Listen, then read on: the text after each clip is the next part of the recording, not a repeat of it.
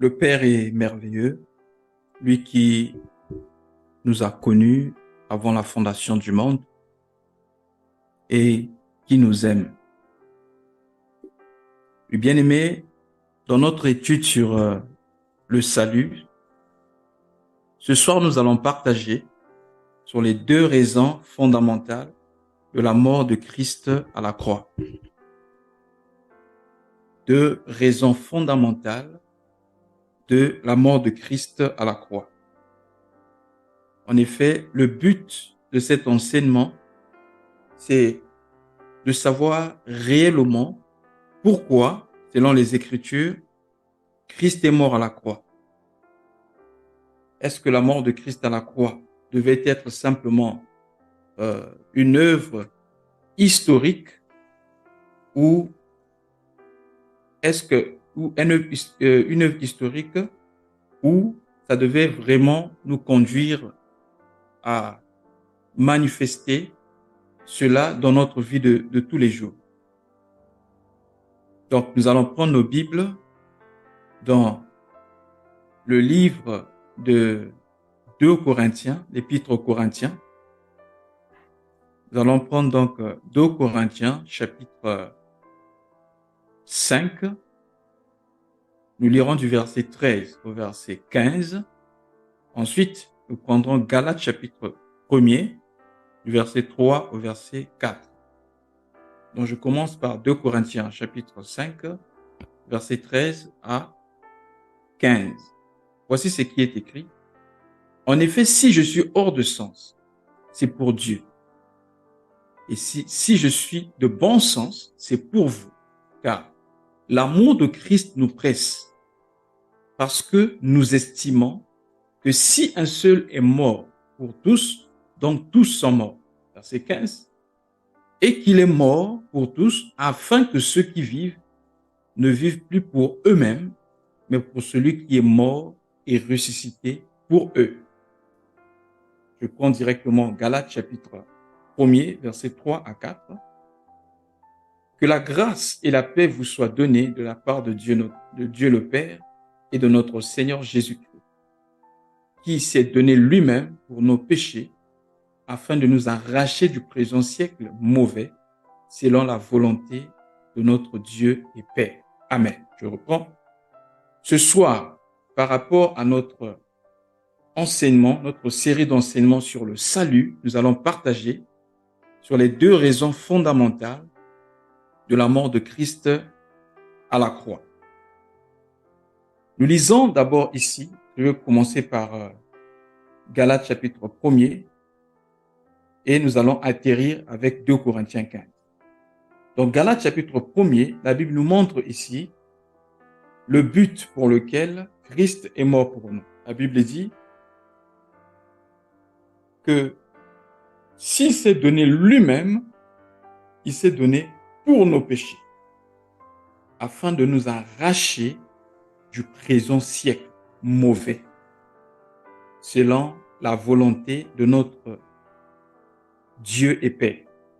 Donc nous comprenons que la volonté de Dieu est que nous puissions être arrachés, la Bible dit, de ce siècle mauvais. Quand on parle du siècle mauvais ici, siècle ici, ce n'est pas en termes de 100 ans. Siècle ici, il s'agit bien aimé d'un système. Ou quand on parle du monde, quand la Bible dit, n'imitez pas le monde, ne marchez pas selon le monde. Il ne s'agit pas ici de la terre, la création ou la créature. Mais il s'agit ici d'un système. Parce que le monde a connu la corruption. En effet, quand Dieu a créé toutes choses, l'homme était en communion avec Dieu. Mais Dieu avait donné des ordres à l'homme, le commandement en disant à l'homme, tu pourras manger de tous les arbres du jardin, mais concernant l'arbre de la connaissance du bien et du mal, tu ne mangeras pas. Le jour où tu en mangeras, tu mourras. Or, l'homme avait été créé avec le libre arbitre. Dieu n'a pas créé l'homme comme un robot qui obéit, mais il a donné à l'homme la volonté de choisir. Qu'est-ce qui va se passer? Finalement, Le serpent, Satan s'est infiltré dans le serpent et finalement, dans la séduction par ses paroles, a pu avoir la femme. La femme a pris ce fruit interdit et elle en a donné à l'homme. Et la Bible dit, il dit à la femme, est-ce que Dieu a-t-il, regardez ce que le diable fait, il dit, est-ce que Dieu a dit que vous ne mangerez pas des fruits des arbres du jardin? Parce qu'il avait un but à atteindre. La femme dit non, nous mangeons des fruits des arbres du jardin, mais concernant l'arbre qui est au milieu, l'arbre de la connaissance du bien et du mal, nous n'en mangeons pas, de peur que nous mourions. Et le serpent va dire à la femme, Dieu, vous ne mourrez pas, Dieu sait que le jour où vous en mangerez, vos yeux s'ouvriront. Et finalement, dès qu'ils ont mangé de ce fruit, la Bible dit, ils reconnurent qu'ils étaient nus. Alors qu'au départ, ils ne savaient pas. Donc, c'est par là que le péché est entré dans le monde. Quand on parle du péché originel, c'est ça, bien-aimé, dans le ciel. Et l'homme est tombé dans le péché. C'est comme ça que Dieu qu'est-ce qu'il va faire? Il va chasser l'homme du jardin et il a placé 2 chérubins à l'entrée du jardin afin de protéger l'arbre de vie pour ne pas que l'homme puisse avoir accès à l'arbre de vie et vivre éternellement. Et c'est comme ça que l'homme avait été chassé hors du jardin. Et par conséquent, à cause du péché d'Adam, la Bible dit, tous ont péché en Adam. Nous allons lire ça, c'est biblique. Dans Romains chapitre 5, l'apôtre Paul nous parle de ça. Regardez, Romains chapitre 5 dit ceci, à partir du verset 12. C'est pourquoi,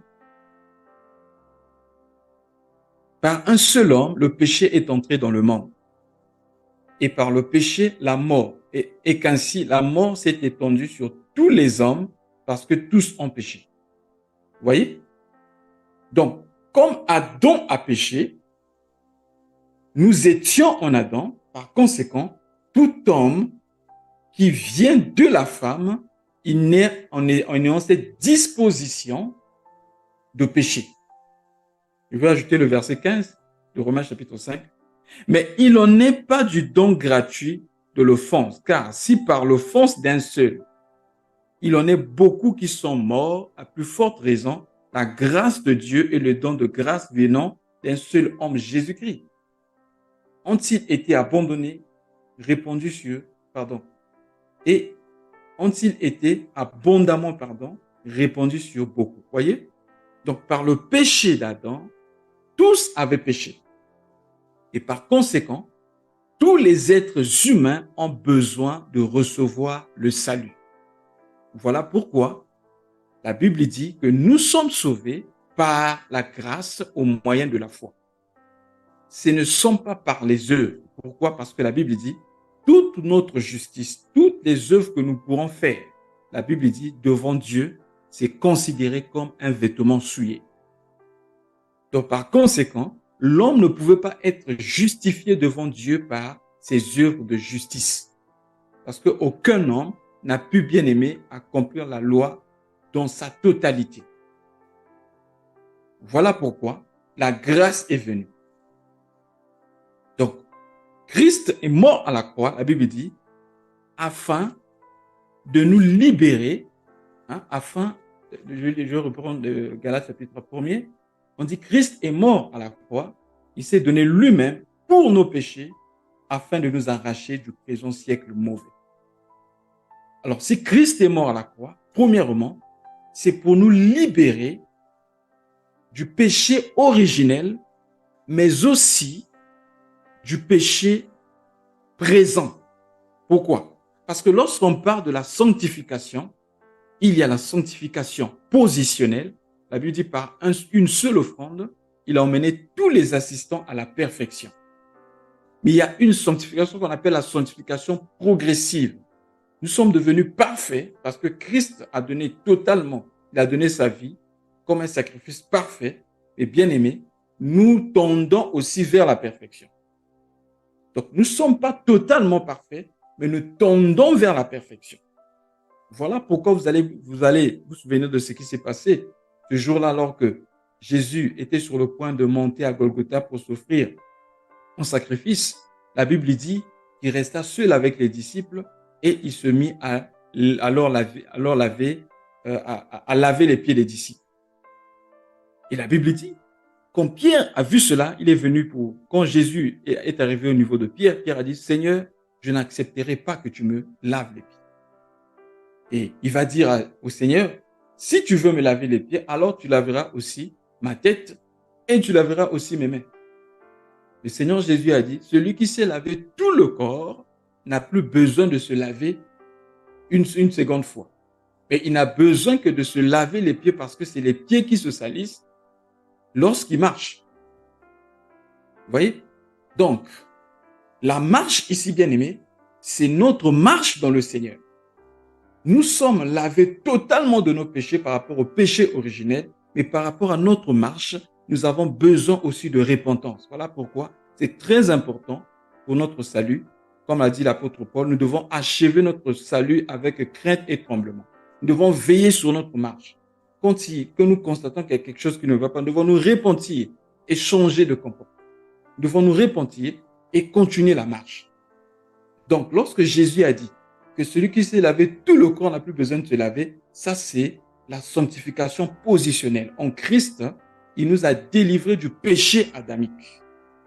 Mais il dit cependant, nous avons besoin de se laver les pieds parce que tous les jours, la Bible dit, nous branchons d'une façon ou d'une autre. Il y a une différence entre celui qui est né de nouveau et celui qui n'est pas né de nouveau.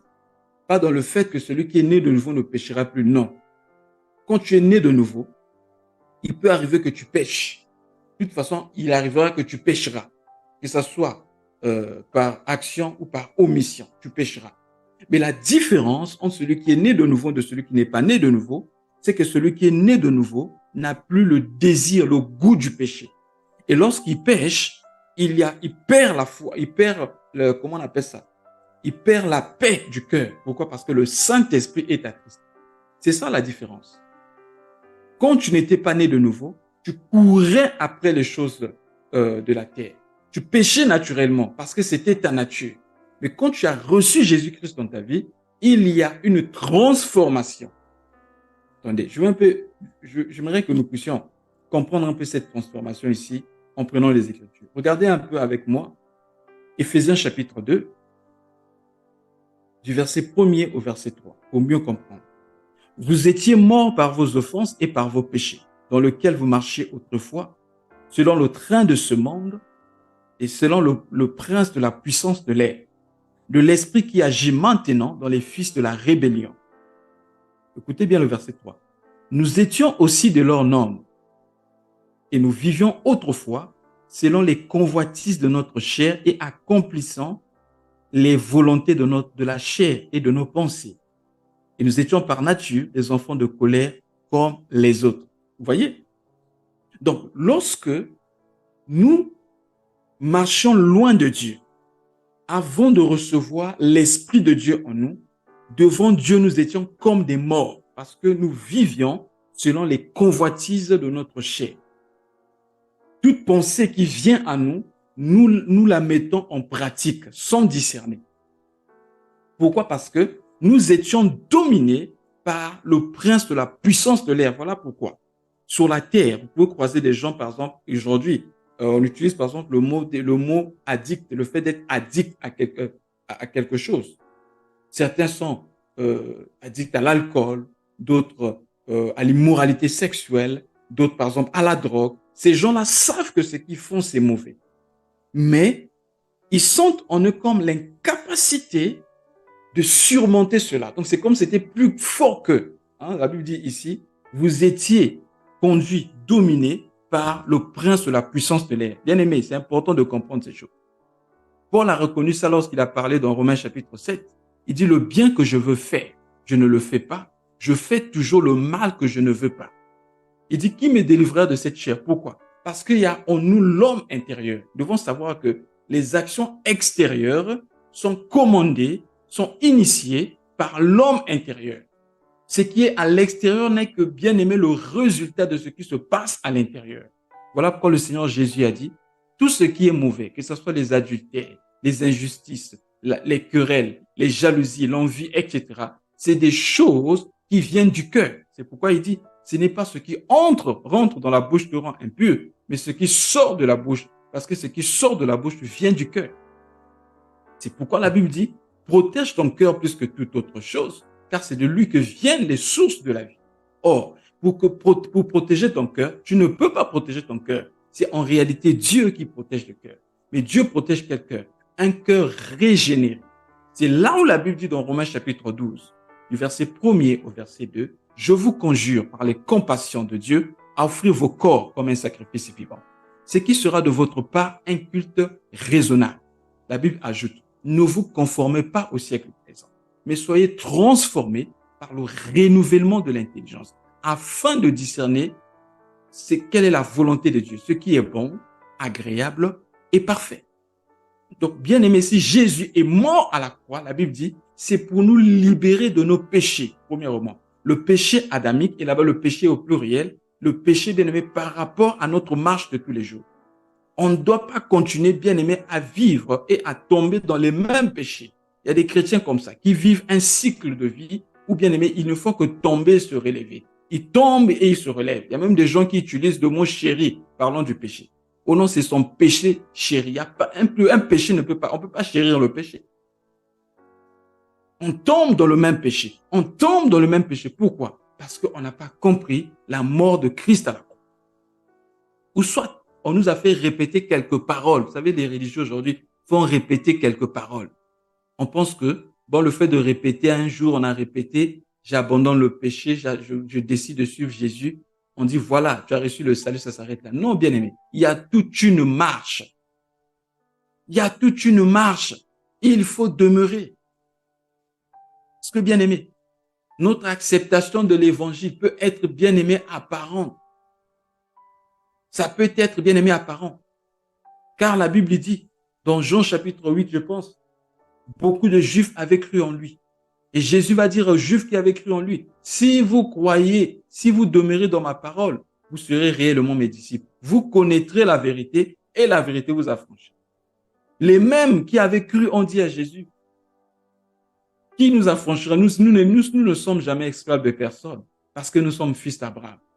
Un peu plus devant, Jésus va leur dire, si vous étiez les enfants d'Abraham, si vous étiez enfants d'Abraham, vous ferez ce que Abraham a fait. Et à la fin, il dit, vous avez pour père le diable. Bien aimé dans le Seigneur, vous comprenez? Alors que c'est des gens qui avaient cru. La même chose aujourd'hui que nous voyons dans l'Église. Certains pensent avoir cru. Certains pensent avoir compris que Christ est mort pour eux, mais alors que ces gens n'ont jamais expérimenté le vrai salut de Dieu. Parce que le vrai salut de Dieu nous libère du péché adamique, du péché originel, mais aussi, bien aimé, des péchés par rapport à notre marche de tous les jours. On ne peut pas continuer à vivre dans les mêmes péchés si nous avons reçu le Seigneur Jésus-Christ. Alors, si nous tombons dans le même péché, peut-être que c'est un problème spirituel. On doit bien aimer chercher de l'aide afin d'être délivré. Ça peut être un envoûtement. Mais bien aimé dans le Seigneur, nous devons croître dans le Seigneur. Nous devons être libérés de tout ce qui est charnel. Bien aimé, c'est vrai que c'est de façon progressive. Mais chaque jour qui passe, nous devons examiner notre vie. Est-ce que je tombe toujours dans les mêmes péchés? Est-ce que je remarque toujours les mêmes faiblesses? Est-ce que je remarque toujours les mêmes manquements? Alors, si nous constatons que cela revient, peut-être que nous ne sommes pas disciplinés ou bien aimés, nous ne craignons pas le Seigneur. Nous avons besoin de prier pour demander la crainte de Dieu. Donc, dans Galates chapitre 1er, la Bible dit, il nous a délivrés du péché afin de nous arracher du présent siècle mauvais. Frère, qu'est-ce qui montre que nous avons connu le salut de Dieu? Lorsque le salut vient dans notre cœur, il nous arrache du présent siècle mauvais.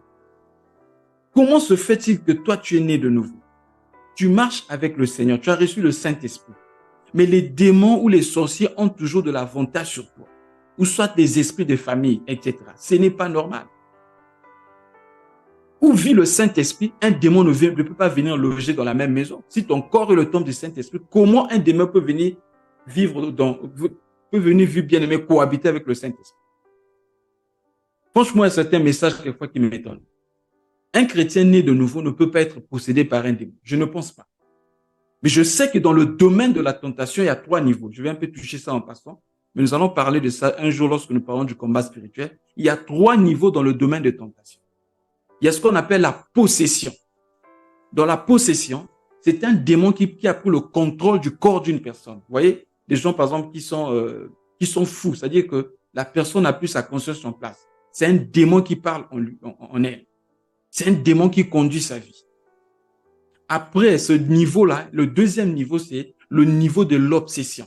L'obsession, c'est lorsque un démon a plus ou moins le contrôle sur la vie d'une personne. Les gens qui sont addicts à des choses qu'ils n'arrivent pas à laisser, ces gens-là sont obsédés. Ça, c'est l'obsession. Maintenant, le troisième niveau, c'est l'oppression.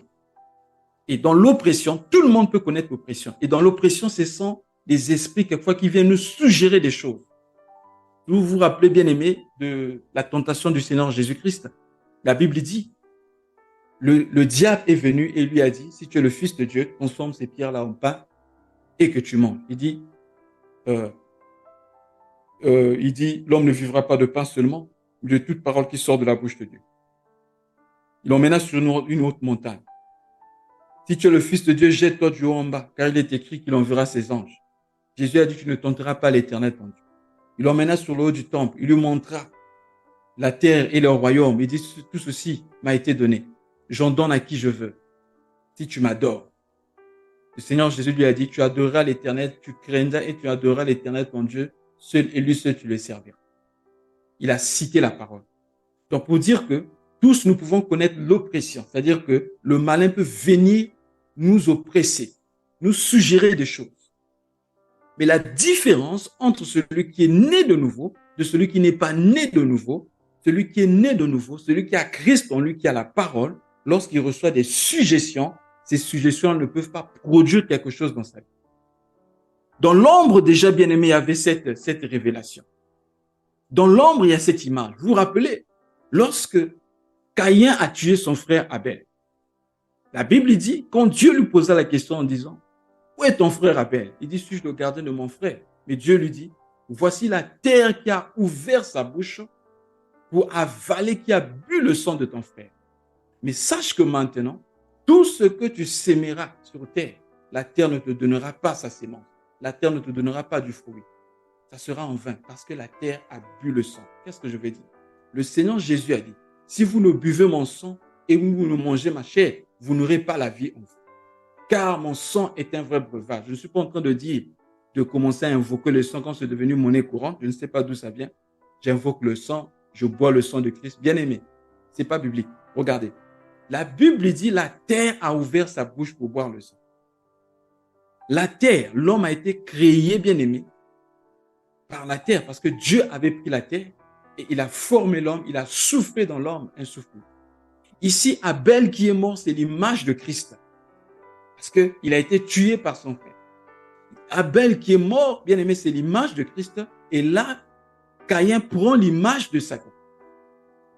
Parce que c'est lui qui a entraîné, qui a engagé cela. Bien aimé dans le Seigneur, qu'est-ce que je vais dire? Depuis que tu as reçu le Seigneur, en recevant la parole, tu as bu son sang et tu as mangé sa chair. Toutes les sémences que Satan va chercher à mettre ou à s'aimer dans tes pensées ou dans ton cœur ne pourra pas produire parce qu'en toi, il y a la sémence de Dieu. Tu as déjà bu le sang de Christ. Tout le temps, bien aimé, nous recevons des suggestions. Si vous êtes sincère, Satan va vous suggérer tous les jours. Mais la différence, c'est que ces suggestions ne porteront à rien. À chaque fois qu'il viendra avec ces suggestions, bien aimé, nous dirons, il est écrit. Quelqu'un peut me faire du mal. Il vient me suggérer, non, ça, tu ne peux pas pardonner. Je déclarerai, il est écrit, pardonne-nous comme nous pardonnons aussi. Donc, je dois pardonner. Il peut venir me suggérer une femme. Ah, regarde comment elle est. Regarde sa forme. Regarde comment elle est. Je dirais non. J'ai déjà une femme. La Bible dit, tu ne commettras pas l'adultère. Vous voyez, ça, c'est juste des exemples. Ou si je suis poussé à convoiter ce qui est à autrui, la parole va venir me dire, ne convoite pas ce qui est à autrui, mais rends grâce à Dieu pour ce que toi tu as. Vous voyez, ce sont des suggestions. Chaque jour, bien aimé, nous aurons des suggestions. Mais, puisque nous avons bu le sang de Christ, les suggestions de Satan ne pourront pas produire en nous. Voilà pourquoi parmi les armes du combat spirituel, il y a le casque du salut. Le casque du salut, bien aimé, c'est pour nous protéger, protéger nos pensées, protéger notre tête contre les suggestions de l'ennemi. Et nous avons, bien aimé, la cuirasse de la justice pour protéger notre cœur contre, bien-aimé, les sémences de l'ennemi. Donc, Christ est mort à la croix pour nous arracher du présent siècle. Ça veut dire quoi? Il est mort à la croix afin que nous ne marchions pas selon le siècle présent. Mais qu'est-ce que nous regardons aujourd'hui dans l'Église? Qu'est-ce que nous constatons? Il y a même des messages qui entraînent les gens à aimer le monde plus que Dieu.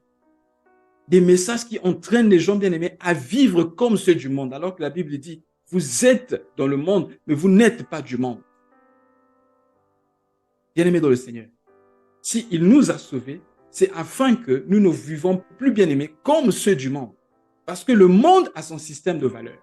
Le monde a sa façon de penser. Nous ne devons pas penser comme ceux du monde, mais bien-aimés, nous devons avoir la mentalité du royaume des cieux. Parler comme ceux du ciel.